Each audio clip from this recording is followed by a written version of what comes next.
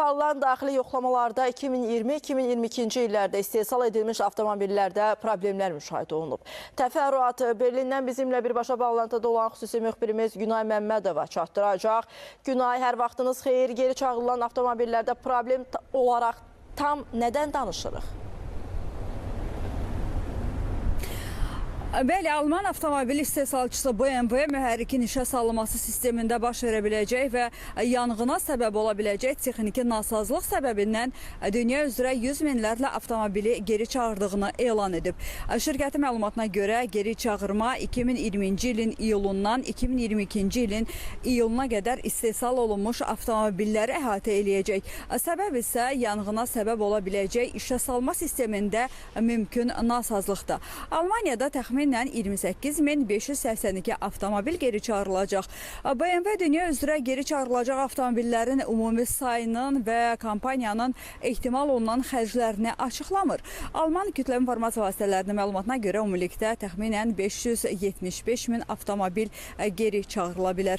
Şirkətin bəyanatında bildirilir ki, starterin deməli avtomatik qovşağında uzun müddətli istismar nəticəsində həddindən artıq aşınma yarana bilər. Qeyd olunur ki, bu qüsur mühərrikin işə salınmasını çətinləşdirə və ya onu ümumiyyətlə mümkünsüz eləyə bilər. Bundan əlavə lokal qızdırmaya səbəb ola biləcək qısa qapanma riski mövcuddur.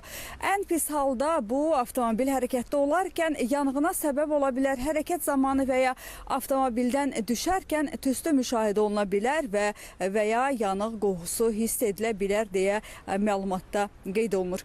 Geri çağırma kampaniyası 2 Series Coupe 3, 4, 5 və 7 Series sedan modellərinin müxtəlif modifikasiyalarını, həmçinin 6 Series Gran Turismo X4, X5, X6 və Z4 modellərini əhatə edir. Xüsusi risk 2020-ci ilin iyulundan 2022-ci ilin iyuluna qədər istehsal olunmuş işə salma relisi olan avtomobillərə, eləcə də təmir zamanı nasaz starter quraşdırılmış nəqliyyat vasitələrinə aiddir. Bundan əlavə 2025-ci ilin sentyabrında Alman istehsalçı mühərrikin işə salınması sistemi ilə bağlı yanğın riski səbəbindən 2015-ci ilin sentyabrından 2021-ci ilin sentyabrına qədər istehsal olunmuş avtomobillərin geniş miqyaslı geri çağırılması elan olunmuşdu.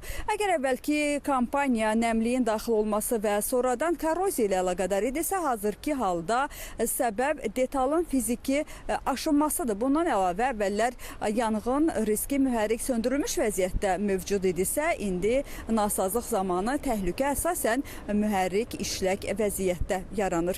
Belə çatdıracaqlarım bu qədər. Buyurun, söz sizdə.